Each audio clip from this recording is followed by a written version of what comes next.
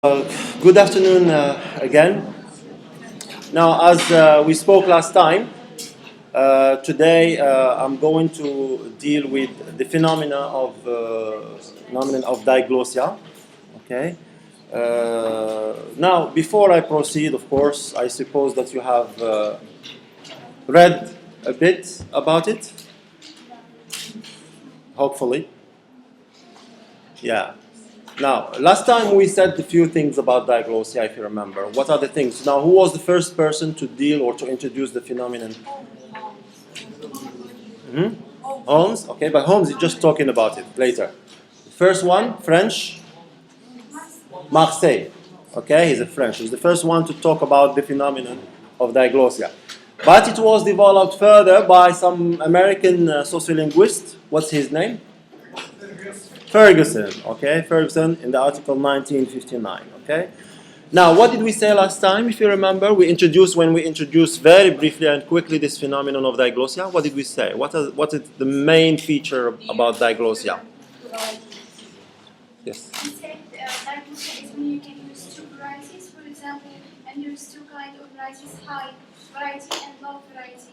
The first one, it's most used, it's formal and it's used in school or somewhere else, it's professional, then the other one is used in informal context. Yeah. Yes, good. So here we have the basics of diglossia, in the sense that in a speech community, you have two varieties coming from the same source.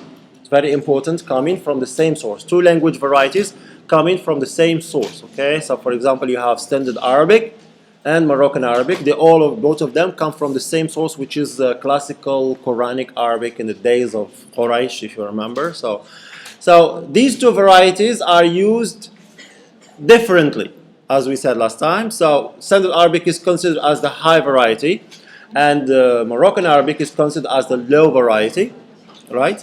Standard Arabic is used only formal context, while Moroccan Arabic is used only in informal context. So that's what we said so far, okay, about just to introduce about diglossia, just to introduce it for you last time, right? But today we're going to go into the details of this phenomenon, linguistic phenomenon that is referred to in the literature as diglossia. So the key scholars who talked and described diglossia. So there is first of all Charles A. Ferguson, who lived in this period of time between 1921 and 1998. And he wrote an article, a very interesting article, that is still highly viewed up to now, in 1959. And he called it diglossia. He was the first one to introduce this concept and to try to talk and to introduce some of the main features about this diglossia that we're going to see today. Okay? In addition to the fact that it's a high variety, low variety, but there are many other things that differentiate the high variety and the low variety. We have said only one thing so far. It is the difference in function, in the sense that the high variety is used in formal context, while the low variety is used in informal contexts. That's the one feature. That's one feature that differentiates between the two varieties, the high and the low varieties, in a diglossic situation. And then after this came Joshua A. Fishman. He's a very popular sociolinguist as well. He is the one who suggested the title I gave you last time, if you remember, that summarizes the whole spirit and the whole perspective and the whole scope of sociolinguistics. And he used it in an article. He gave it as a title of an article. He said that he called that article "Who Speaks What Language to Whom and When?" Right? And this question summarizes the main purposes of sociolinguistics. And part of his studies, he also dealt with the phenomenon of diglossia, and he further elaborated on the diglossic situation. He came up with other types of diglossic situations, right, as we are going to see the details. So he develops Ferguson's ideas, and introduces what he called extended bilingualism. So we're going to see that he found that there are some contexts, some speech communities that have bilingualism that functions like a diglossia, right? As we're going to see in the details in the following slides.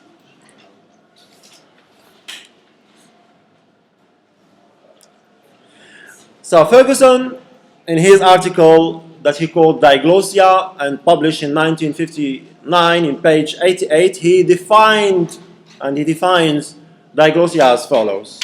He says that, I let you read it, okay? I don't want to interfere with you. Yes, please. And then we will discuss it.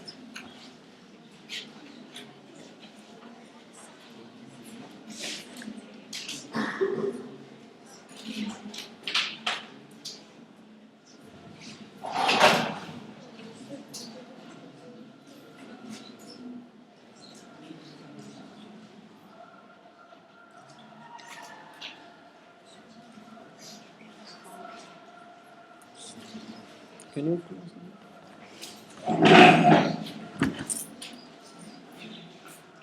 Can you close the window?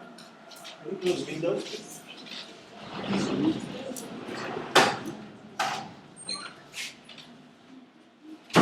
I don't want this to be recorded in the lecture and put on YouTube. So. Strange university. Yeah.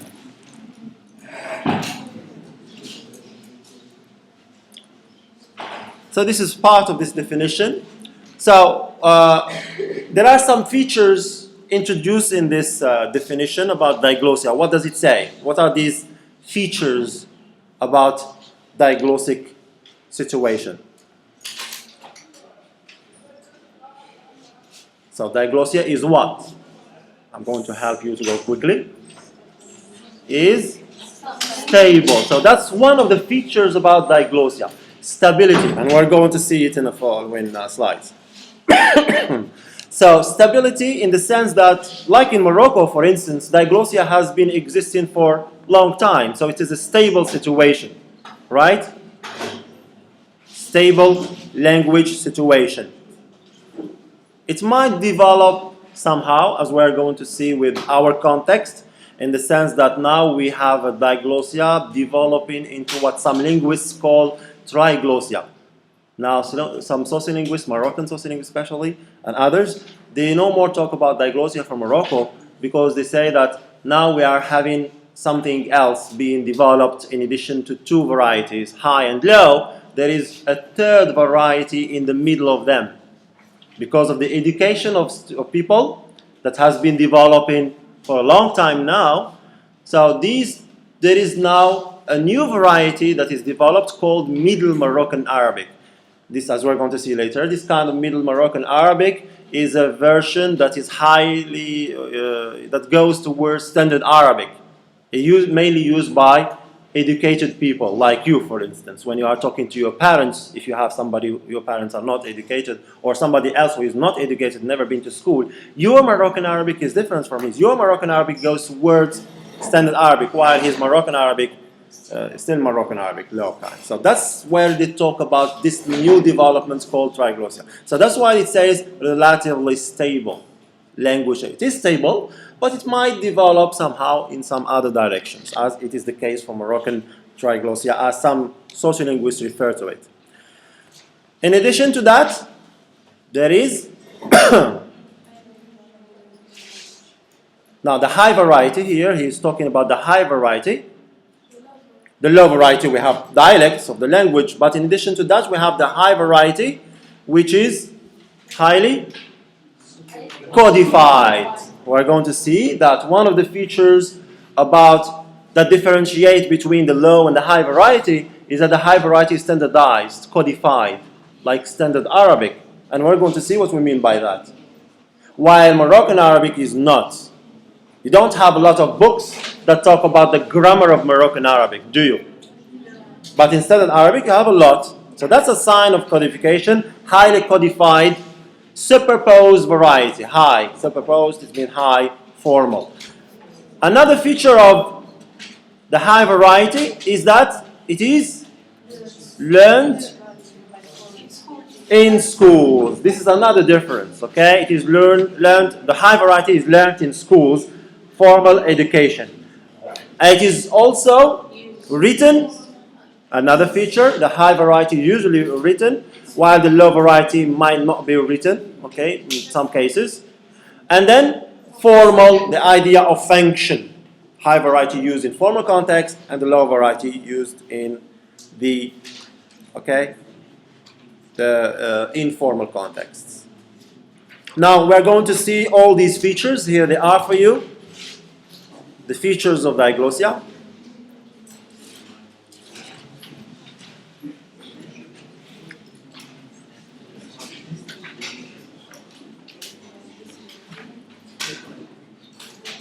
The first one is function, which we have already introduced. The next one is prestige,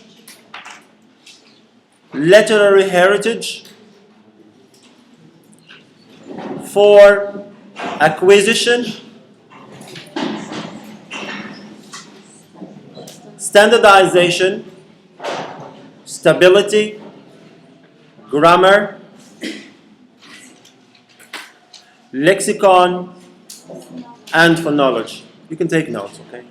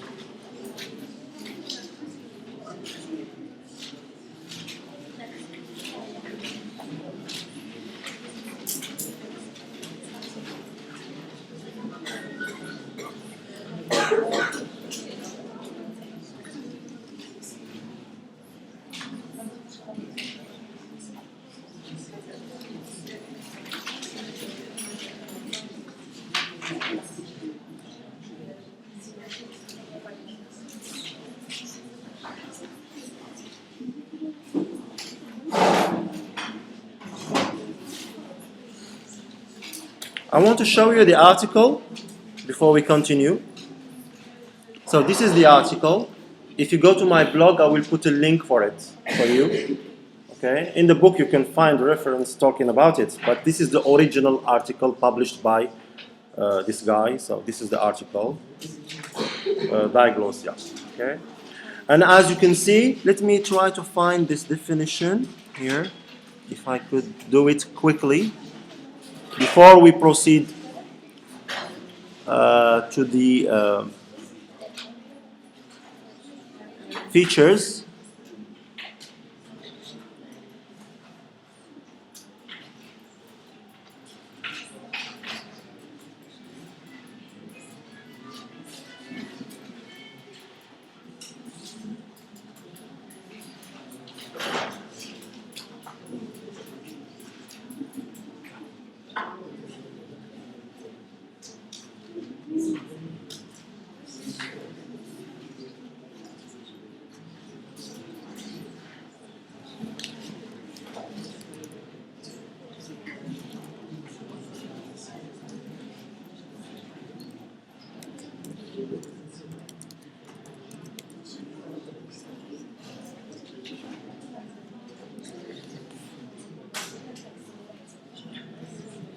Good.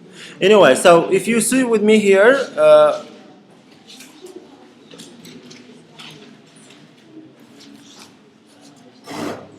he starts in this page here. He starts defining this high variety and the low variety. So superposed variety in diglossia will be called the high variety, or simply H, as we're going to do as well. And the regional dialects will be called L, or low varieties. Collectively, simply L, as we're going to do in our lectures as well. All the defining languages have names for H and L, and those are listed in the accompanying table. So here we have examples. So for Arabic, in the Arabian context, H is called Classical Arabic, Al-Fusha. You know, people, even as American, they know Arabic, by the way. Okay? And they do studies that show that they know maybe Arabic better than we do, sometimes. Anyway, just between quotations. And L is called Al-Ammiya, Al-Darij, okay, Al-Ammiya. So that's what we do, right? So Moroccan Arabic, we call it Darija, or Darij for other places, or Al-Ammiya, okay? Now, Egyptian Arabic, he will focus here with regard to Egyptian context. He referring to the, because that was the context which he knew best at that time. The same thing for other contexts, like German. You have Standard German. I don't know how to read this, but you can read it. Okay, the high variety is this one, Standard German. And the low variety is Swiss. This is the name of it. Okay. And in another context, you have High Creole French and Greek, H and low. You have Katarivusa for the Greek, Greece. Okay, if you go to Greece, they have this Diglossia as well. They have the high variety, which is called Katarivusa, and the low variety that is called Demotiki. Right? Now, after this, he talks about other features. Now, you see here the first one, which is called function. Yes. Then prestige. Then literary heritage, acquisition, standardization, stability, grammar, lexicon, and phonology. Right? So what I did for you is try to take the most important points, but please, for details, do refer to this article, okay? It's one of the basics that you should learn.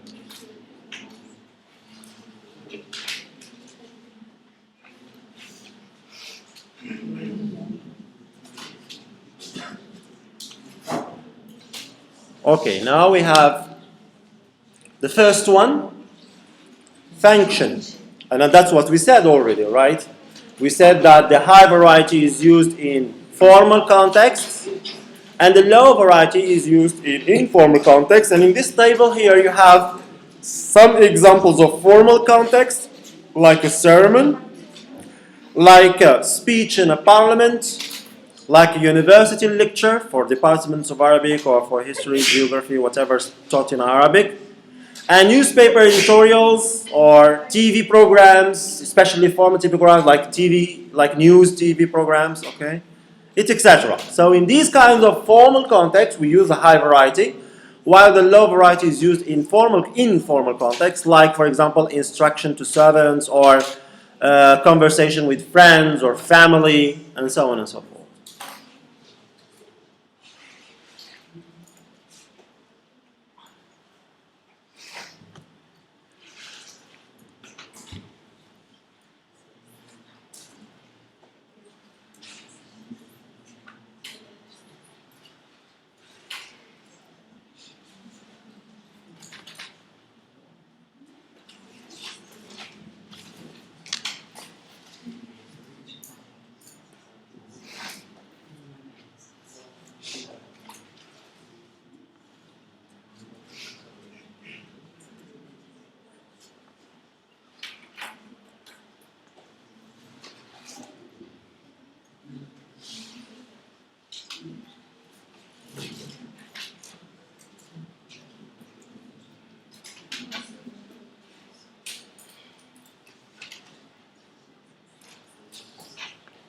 So needless to do this again to explain it because we have explained it several times. I just let you, okay, take notes quickly, please, if you don't mind, so that we move on.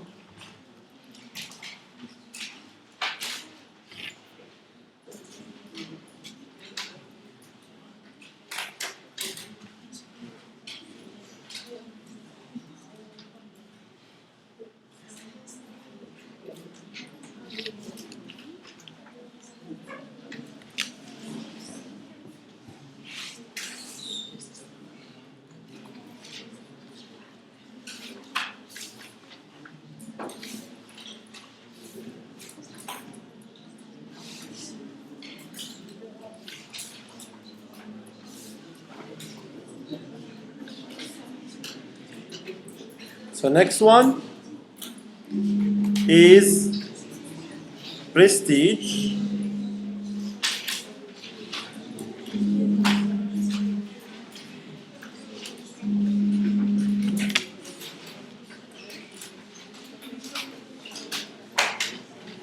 Now the speakers regard the high variety as superior to the low variety in a number of respects. For example, the high variety is considered more educated, more beautiful, more logical, better able to express important thoughts. Right? If you think about Standard Arabic, by opposition to Moroccan Arabic, usually we regard Standard Arabic, of course, as more educated, more beautiful, more logical, more prestigious in general terms, and also better able to express important thoughts, etc.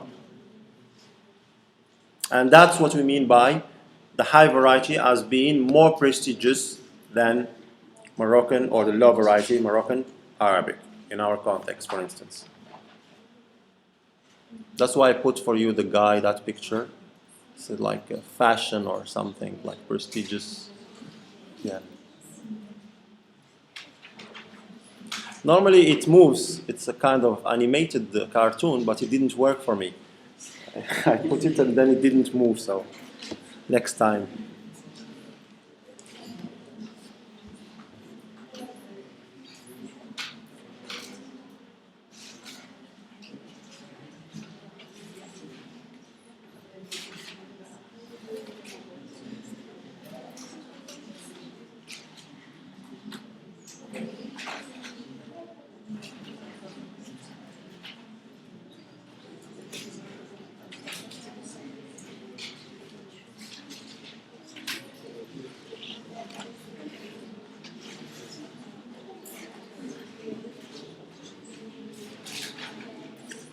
Now let's move on. Literary heritage.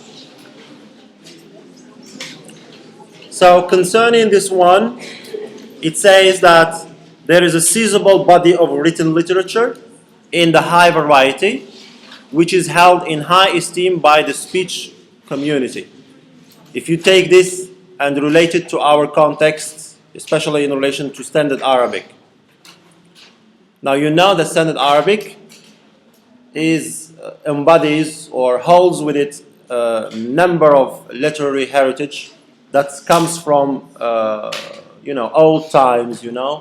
So for instance, we talk about mu'allaqat, we talk about all our literary figures and their products, while Moroccan Arabic doesn't have the same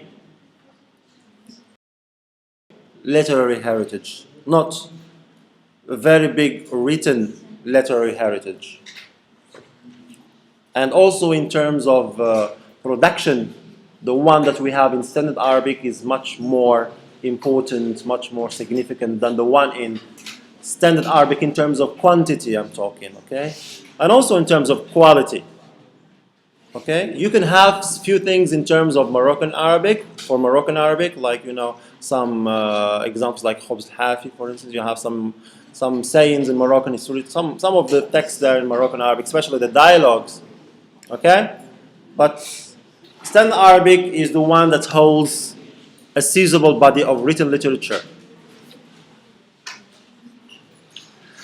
And also, people view this as more important. The literature, the written literature in Standard Arabic, view it as more important than the one in Moroccan Arabic.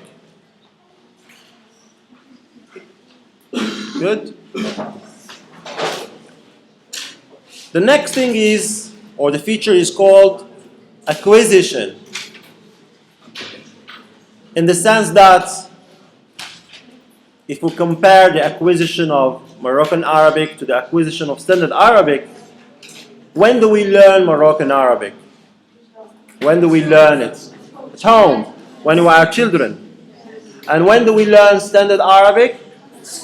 At school, when we are, maybe now people who go to the kindergarten, they learn it at the ages of 4, 5, somehow. But usually people at the age of 7, okay, they learn Standard Arabic. So that's the difference in terms of acquisition.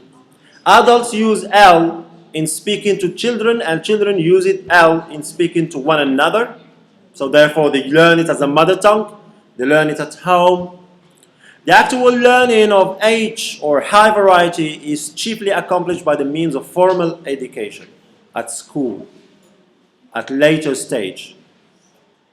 That's why, psychologically speaking, we are much more connected somehow to the low variety, Moroccan Arabic, even if we don't consider it as prestigious, right?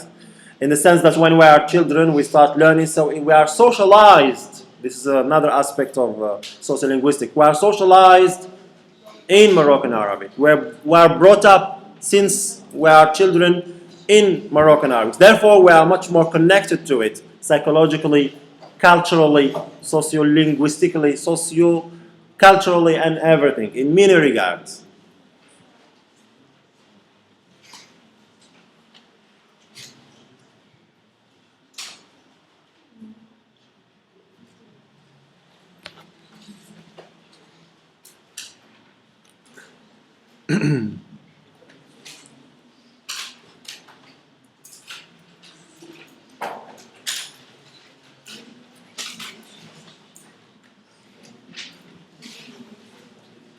Good?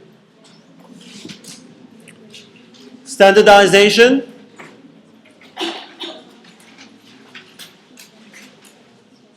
It means that there are studies and books on grammars, dictionaries, treatises on pronunciation, styles, and so on of the high variety. There are lots of books that describe the grammar, the norms, the linguistic norms of Standard Arabic in terms of phonology, phonetics, grammar, syntax, morphology, while the ones for Moroccan Arabic are growing only recently. Okay, so therefore standardization differentiates between high variety and the low variety.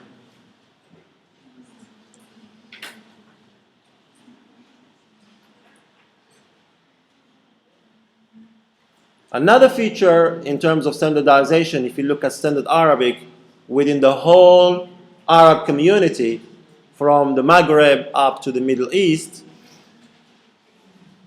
how many Standard Arabics do we have? One. That's the meaning of the second part of this slide. There is an established norm for pronunciation, grammar, and vocabulary, which allows variation only within certain very limited extent. If you speak Standard Arabic, Moroccan Arabic here, Standard Arabic here, the same as another one. The differences are very minor, especially they are related to accent. That's why when you listen to somebody Moroccan in TV,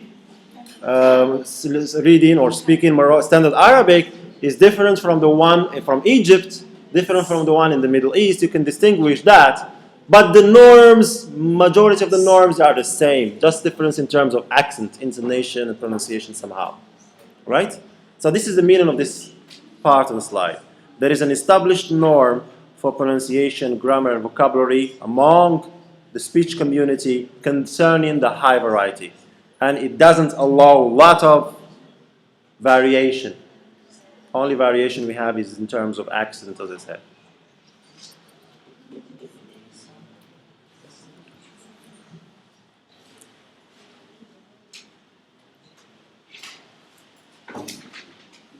Now, if you compare this to the low varieties, now in our case we're talking about Moroccan Arabic. So how many Moroccan Arabics do we have? Many. So Moroccan Arabic, Algerian Arabic, Tunisian Arabic, Libyan Arabic, and so on and so forth. So many. So there is a lot of variation in there by opposition to Standard Arabic. There are established norms that don't allow for variation. Go on. Stability. It is a stable linguistic situation. That's why in our context, diglossia has been existing for a long, long time. Okay? Since before we were born. So the article was published when? Of Ferguson, 1959. Who was born in 1959 here? Even me, I'm not born in 1959, right? I was born too much later. No, not even 60s, later than the 60s, okay? So, it is a stable language situation. Diglossia typically persists at least several centuries, and evidence in some cases seems to show that it can last well over 1,000 years. Okay? It is a stable language situation. Doesn't change. It changes a little bit, but it doesn't change in the sense that it disappears. It develops into new versions. As I told you, we now in Morocco, some sociolinguists, they talk about Triglossia. They no more talk just about 2 varieties. They talk about 3 varieties, and those 3 varieties form a kind of Triglossia.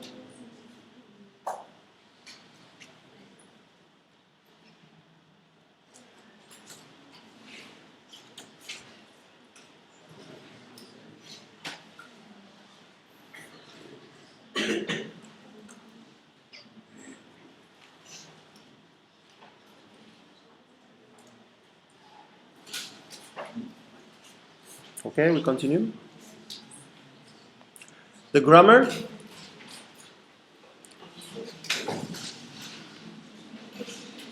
Compare, before you start writing, I want you to compare between the grammar of Standard Arabic and the grammar of Moroccan Arabic. ذهب الولد إلى المدرسة. شال الولد المدرسة. What do you think? Which grammar is not complex but more sophisticated? Yeah, Standard Arabic. It has a lot of grammar there. Okay? And the grammar here we are having here is what we call case marking. I'rab. I'rab. Case marking in English. Okay? Case marking. So the case marking is omnipresent in Standard Arabic, while it is almost absent, I would say, in Moroccan Arabic. We don't have fatha, jarra, damma, kasra. No. We have only sukun, maybe most of the words. So even it's yeah. So H has grammatical categories not present in the low variety and has an inflectional system. You have studied maybe, or I've already studied morphology, or you're going to start it this year? Okay, so that's where you study inflectional grammar or inflection. So a low variety and has an inflectional system of nouns and verbs which is much reduced or totally absent. It is present in the high variety but reduced or maybe absent, totally absent in the low variety. Case marking is present in Standard Arabic while it is absent in Moroccan Arabic. That's the repetition, or not repetition, but explanation of the previous statement. The same thing applicable for other diglossic situations, like in German. So Standard German has 4 cases in the noun, while Swiss German, which is the low variety, has only 3 cases in the noun. Okay?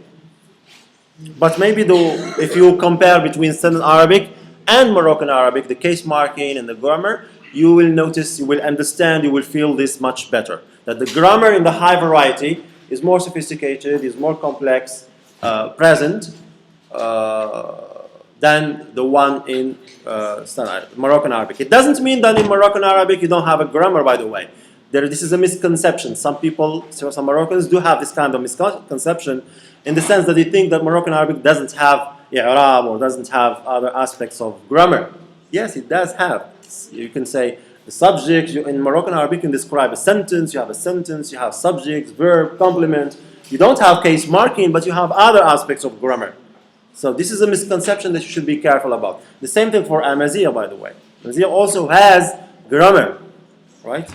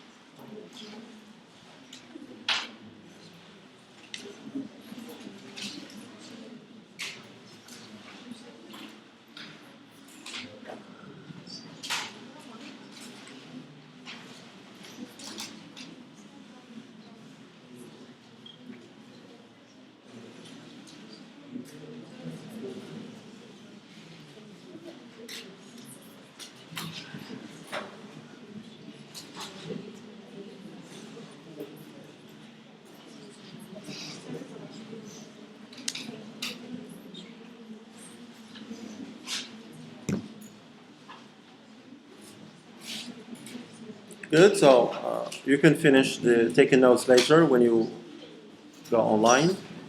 Now, the other one is the lexicon, okay? The lexicon.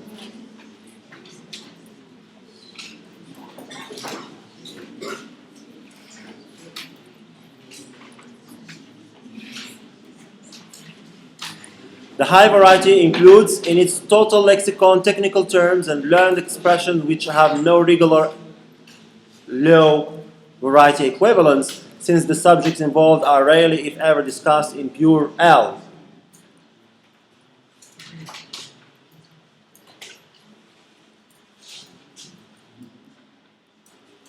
Maybe this is very much applicable if you go to literature and literary terms and of Standard Arabic, because Standard Arabic has a lot of literary heritage, as we said. Okay?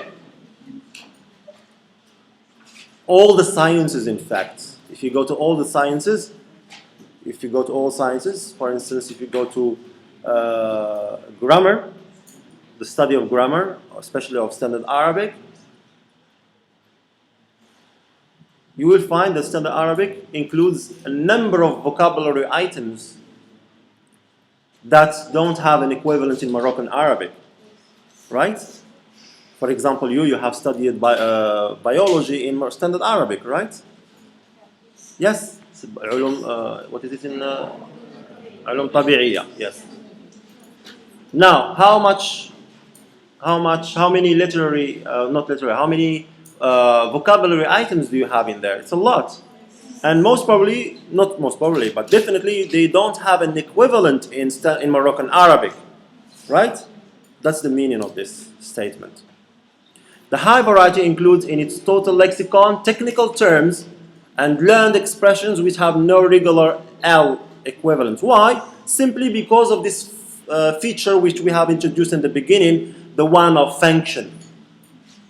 Where do you study biology, in education, formal context.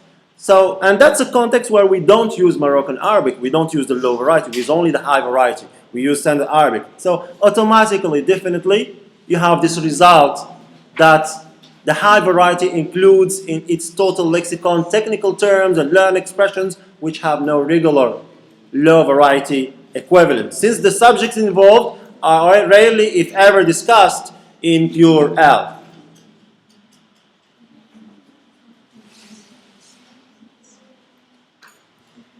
The same thing of the discipline of mathematics. You have studied mathematics in Arabic. Yes? Algebra and, The low variety includes in its total lexicon popular expressions. This is the other side of the story.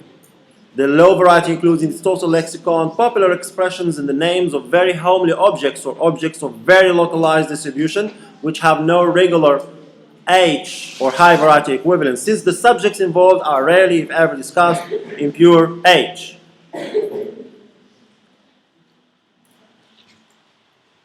And I want you to correct me if I'm wrong in this one. For instance, we know that we have, for example, these times, the problem with Moroccan Arabic, I don't know why, is that when you want to introduce in a formal context some words from Moroccan Arabic, it triggers some laughter. For me, it's ordinary, but I'm worried of saying this word, and then you will all start laughing. Can you agree with me not to laugh when I say the word? You agree with me? Okay, good. Thank you very much.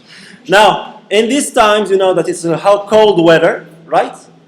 Now, many Moroccans drink a kind of soap. What is it? Yes, that's one.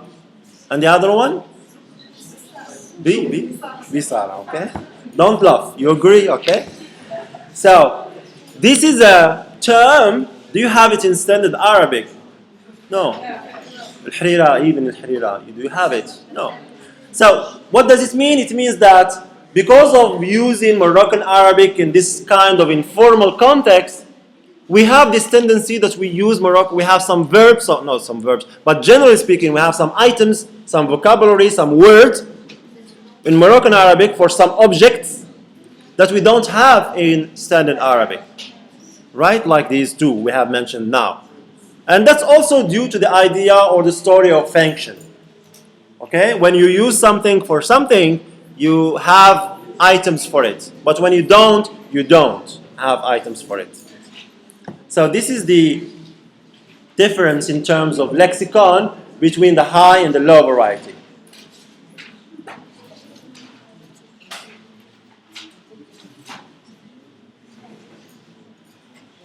For example, you have al-hadiya. Yes? Al-hadiya. No, not al-hadiya. That's somehow, yes, it's coming from that one. But this one is more, specific. It's quite different. You have people going, and you have a horse. You have, so different from al-hadiya. Okay? Yes. Okay. So that's the what we mean by this. We go on.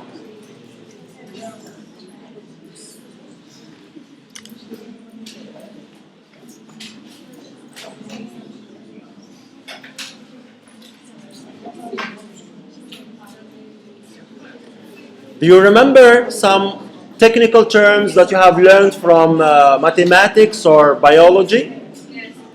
Can you help, because it's a long time now I studied this, I don't remember a lot. Can you help me remember a few words?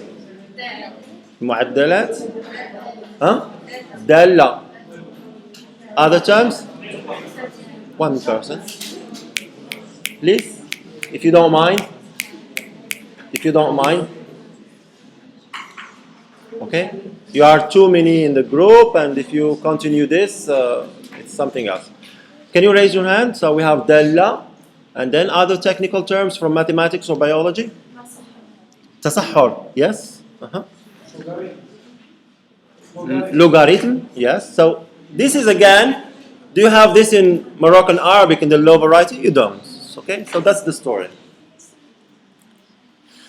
The phonology, the sound systems of okay, I must correct this one.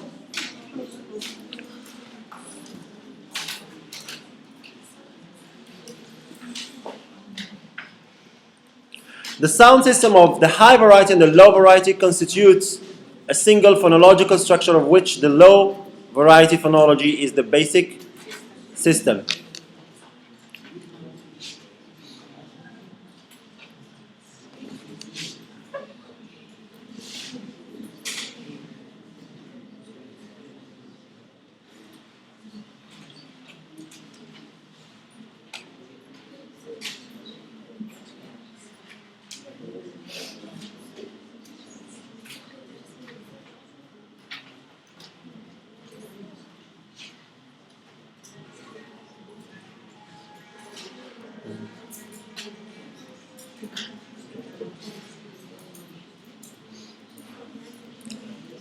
This means that it's related to this idea of historicity. Some people refer to it as historicity.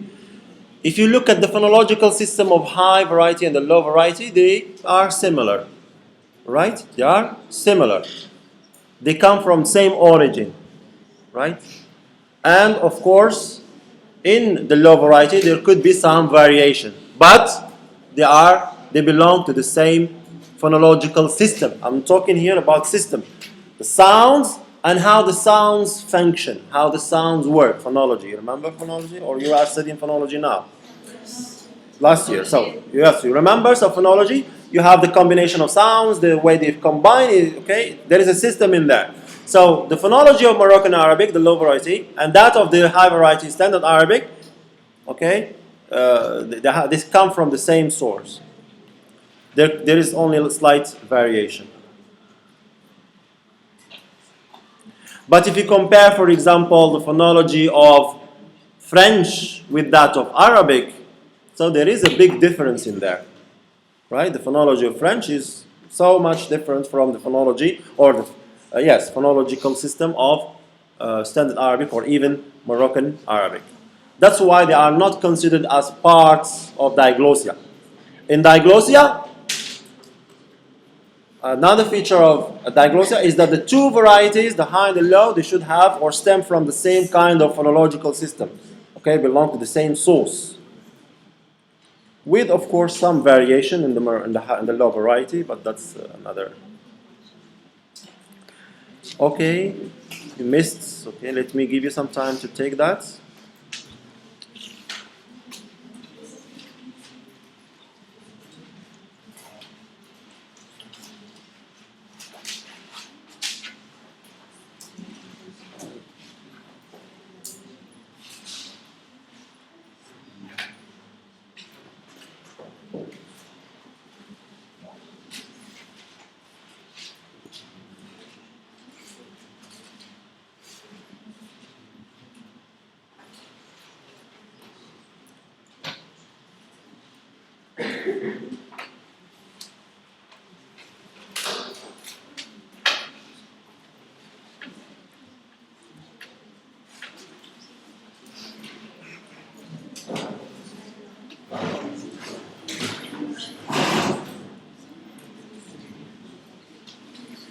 So the purposes of all these features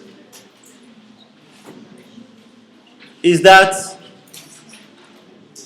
if you go to some kind of speech community and you have these features, then you can call it a diglossic speech community. If you don't call it a diglossic speech community. So not all speech communities are diglossic. Only the ones where we have these features of function, grammar, standardization, phonology, all these kinds of features, we refer to them as diglossic speech communities. Okay? Examples of diglossic speech communities, we have in Haiti, where we have French as the high variety,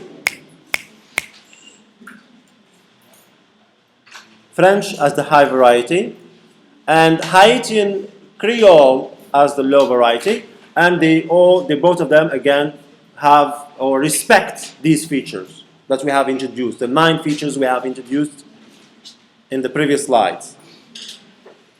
Another example is Switzerland, where you have Standard German as the high variety and Swiss German as the low variety.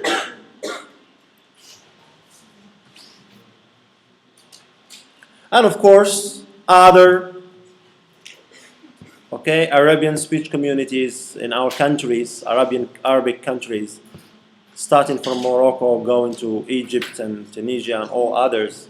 For example, here we have Egypt, so the high variety is classical, standard Arabic, no more talking about classical Arabic now.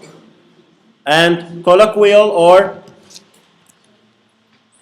Egyptian Arabic or vernacular.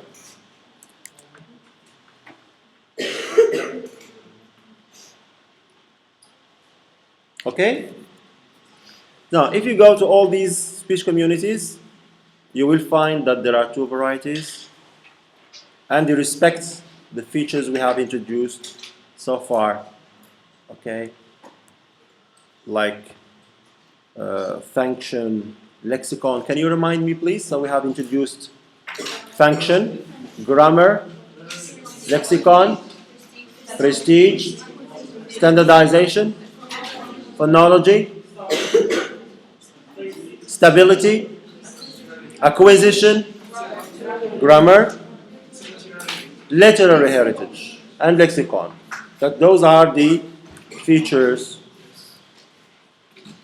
to help sociolinguists distinguish diglossic speech communities.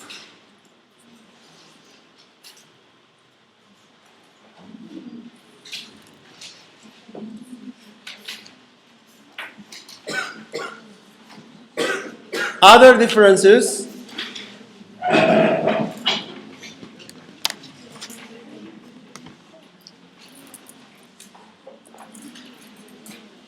in terms of institutional support systems.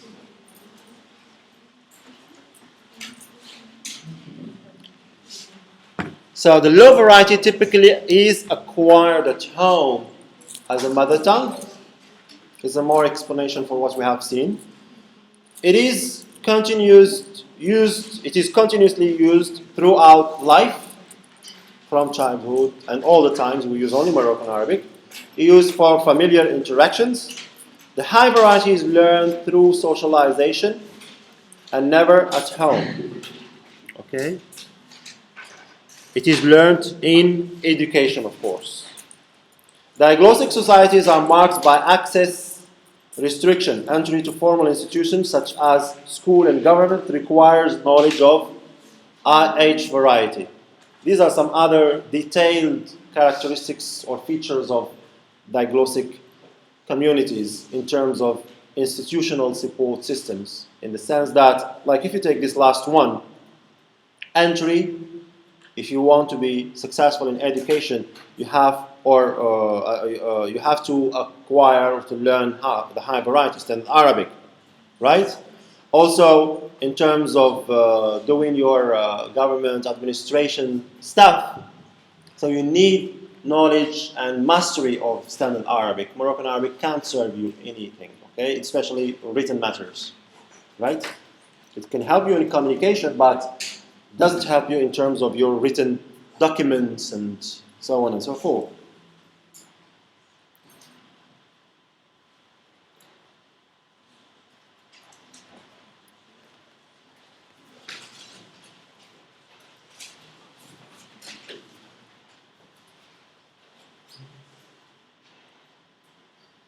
And this is what we mean by diglossic societies are marked by access restriction. There is some kind of restriction of access to a few formal tasks, needs, in the sense that only mastery of the high variety can allow you to access those things. Education, government, administration, and so on and so forth.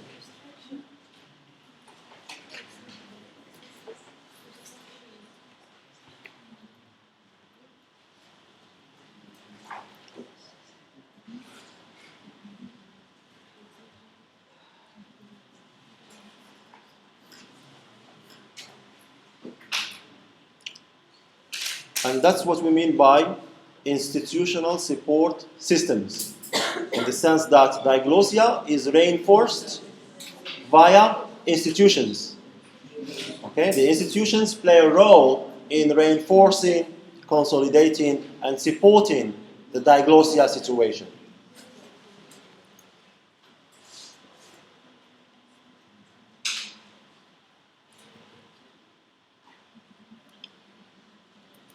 Importance attached by community members to using the rich or the right variety in the appropriate context. That's why when we were talking about some Moroccan Arabic terms, in a formal context like ours, usually there is laughter, right? It's not, because it's not accepted so much, okay? And then the same thing if you speak Moroccan Arabic, okay, in a parliament or formal context, it is not very much accepted by the community. So importance is attached by the community member to using the right variety in the appropriate context. And that's a kind of institutional support system for the diglossia situation. Good? You understand this concept, this idea? In the sense that, for instance, if you, as I told you, the example I told you, for example, let's suppose you belong to the Department of Arabic, right? And now I'm your teacher of teaching you, for example, grammar, nahu, or balagha, or whatever. And then I start using Moroccan Arabic a lot. Do you accept it? You don't. But if you start using that, doing that, or teaching you in standard Arabic, which is the appropriate thing to do in our context, you accept it. And that's what we mean by this statement, okay? Importance attached by the community members. You are members of the community as well, as students. To using the right variety in the appropriate context. Same thing for the teacher. If you are in that Department of Arabic, and he asks you a question, then you have to answer. So your answer, if you do that in Moroccan Arabic, he won't accept it from you, definitely from a teacher. But if you do answer in standard Arabic, he will accept it. That's the meaning of institution, one of the ways of institutional support system. Speakers regard the H or the high variety as superior to the low variety in a number of respects. We have mentioned that, prestige, etc. In some cases, speakers claim they do not speak the low variety. At least superiority for religious and or literary reasons. In religious, that's because it's a formal context, so priority is given to the high variety. The same thing for literature and the literary products. It's much more significant, much more important if you do it in standard Arabic, because it will be more popular than if you do it in Moroccan Arabic. Strong tradition of formal grammatical study, and so we have mentioned that, grammar and standardization. Good? So that's, so far, diglossia as described by Ferguson. Any questions, please, before we continue? Any questions or any additions if you wish to add?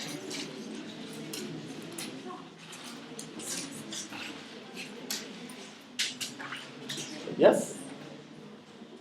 Any questions or comments or addition you would like to contribute?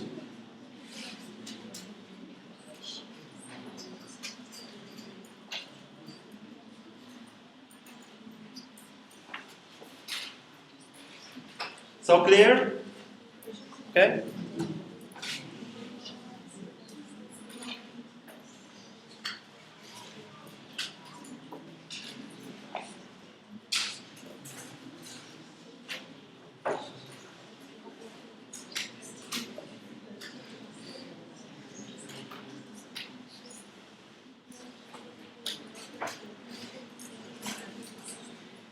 So Fishman takes this concept of diglossia and extends it.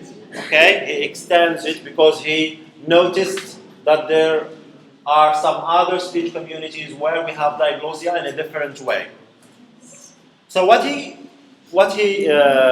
he's talking about, talking about a kind of extended diglossia.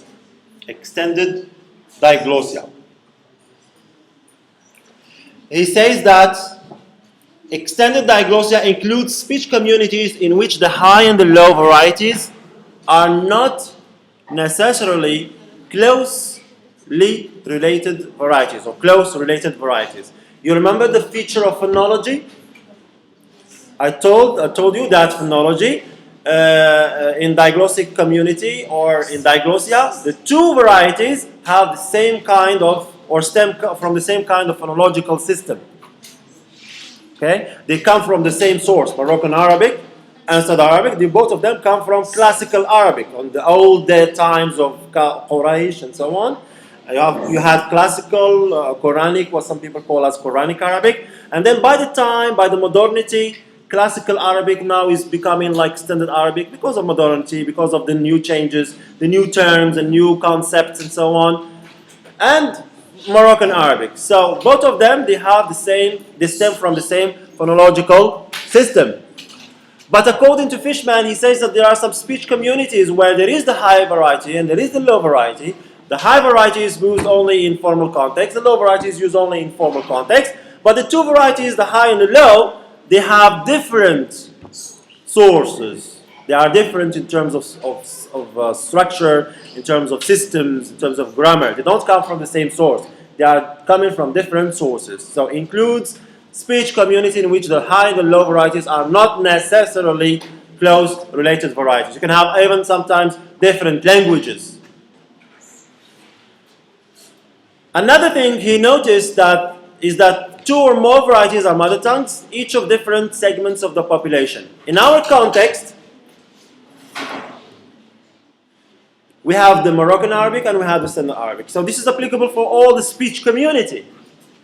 Okay? All the speech community. But for him, he is talking about having different segments of the population and they have their own age variety, low variety. Each segment has its own age and low variety. No more talking about one whole speech community. So therefore, he goes into the details of diglossia.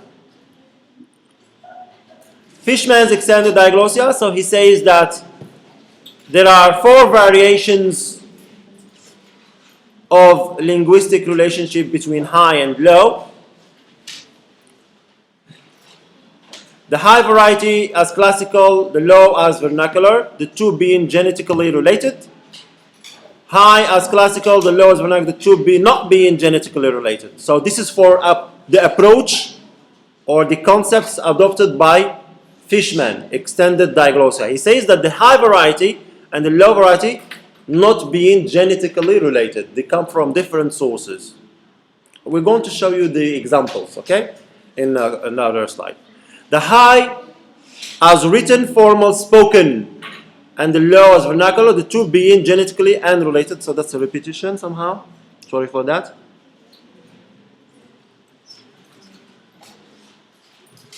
Let's move on to this one, maybe it's much better.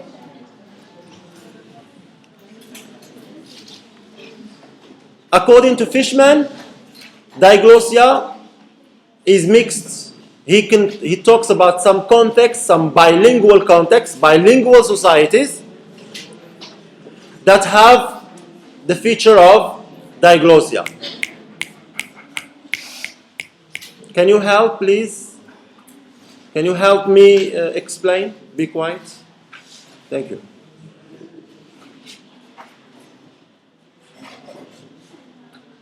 He talks about this story of, in some contexts, you can have mixture of diglossia and bilingualism. A mixture of diglossia and bilingualism, like in the case of Paraguay. So when you see the sign of plus there, it means that Paraguay is a bilingual community and a diglossic community. Bilingual community, and the two languages spoken in there function in the same way of the high and the low variety, although they stem or they come from different sources. And that's the meaning of extended diglossia. He no more just talks about diglossia for those related languages or varieties like Moroccan or Standard Arabic. They come from the same source, classical Arabic. He's talking or extending the concept of diglossia beyond that to even two different languages. Like in Paraguay, there is a high language, we could call it like the high language, different language from the low language, another different language. They come from different sources, but they function in the same way of the high and the low variety in a diglossic community. You understand? I think it's clear. Like if you say, in Morocco we have French and we have Arabic. French and Arabic, they come from different sources. And there is some element of diglossia in there, if you think about it carefully. Because also French is like Standard Arabic. We learn it only in school. We use it for formal context. But the phonology is different. Grammar, yes, the same thing for grammar, and it has standardization, and all others, it's the same. But they are different in terms of phonology system. They come from different sources. But they have features of diglossia. So somehow, it's similar to that. Good?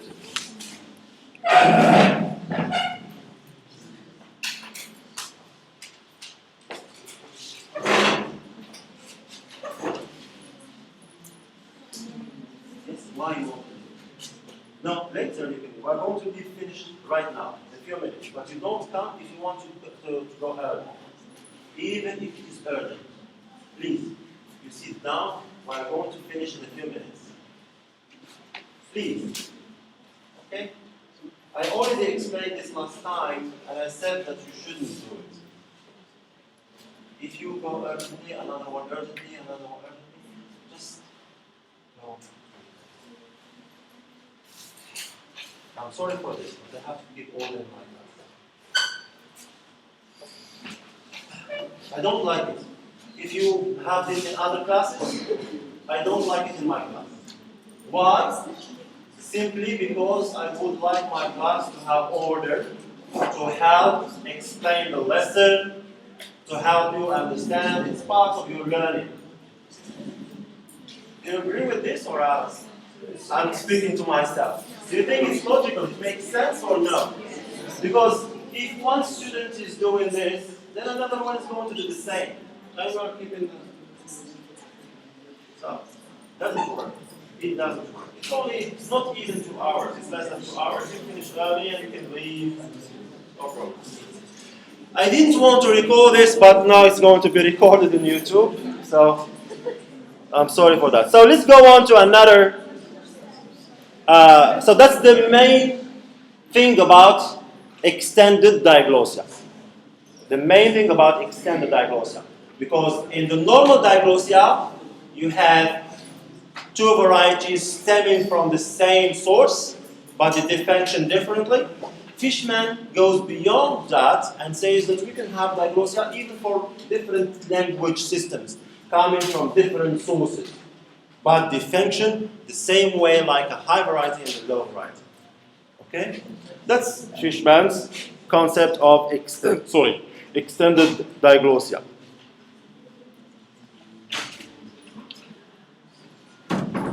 I mentioned in the beginning the story that diglossia is a stable situation, linguistic situation, in the sense that it can stand for thousands of years, but it can develop into new versions, as it is the case for Morocco. But before we go to Morocco, so overlapping diglossia and triglossia. Now we are more some people talk about triglossia. For example, you have this guy, okay, Mkifili, 1978, and you have Mr. Youssi, he's Moroccan sociolinguist.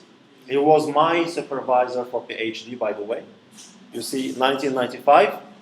So, concerning Mkifili, 1978, he talks about the use of English in Swahili and local language. So, he says that there is English, Swahili, and local language. They function in a triglossic situation. Okay? But let's move on to the one applicable for Morocco. In Morocco, the use of Arabic in Morocco, because of the times, because of the increase in education, more and more people are more and more educated. So what happens, and also not only to education, also due to satellite TVs and books that are printed and so on, radios, and now especially with the telecom and technology. So all this helped into building a new generation of Moroccans that have a kind of elevated Moroccan Arabic. A kind of Moroccan Arabic that goes and approaches Standard Arabic. It takes many words from Standard Arabic, right? And hence the appearance of this kind of variety that comes between Moroccan Arabic and Standard Arabic. So it is called Middle Moroccan Arabic. Middle Moroccan Arabic. Mm-hmm. Why? For example, Moroccan will go to another, for example, Egypt, to Yes, that's kind of lingua franca we got. So for example, for us Moroccans, usually if we go to other countries, they don't understand our Moroccan Arabic. What we tend to do is to go more into the direction of Standard Arabic. So take from Standard Arabic vocabulary and some of its grammar and use it in our Moroccan Arabic. So that's Middle Moroccan Arabic, right? And hence the appearance of this term or concept called Triglossia. So Middle Moroccan Arabic, according to Youssi, it says that it can be used in semi-formal contexts. Formal, informal, and semi-formal context. Even in TV programs, you can have now people talking in Moroccan, Middle Moroccan Arabic, when the dialogue tends to be semi-formal, not like presenting the news. Presenting the news is a very formal context. But in dialogues in TV, you can have some semi-formal dialogues where people tend to use Middle Moroccan Arabic and not the Moroccan Arabic we have in the streets and everyday life. Right? And that's the term, that's hence the concept of Triglossia. There are a lot of details about that. I can post for you online details in relation to this. But I just want you to understand the concept of Triglossia there. Because of this appearance of this middle variety, we have now Triglossia, according to Youssi and others.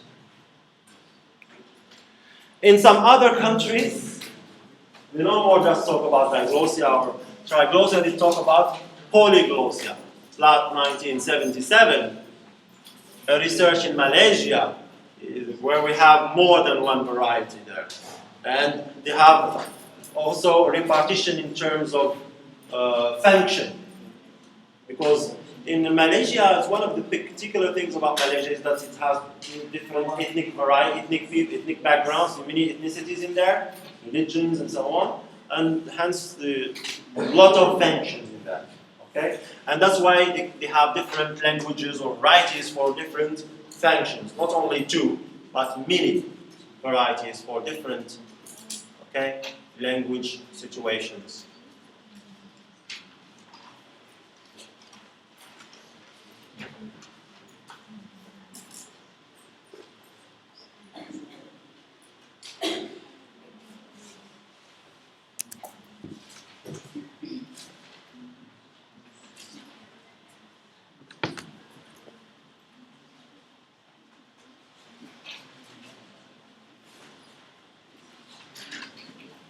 So please, as I told you, now in the class we can't go to the details of the details, but please do read, right? Do read what you have as books. It's good for you, okay? If you have some high aspirations after your BA, after your graduation.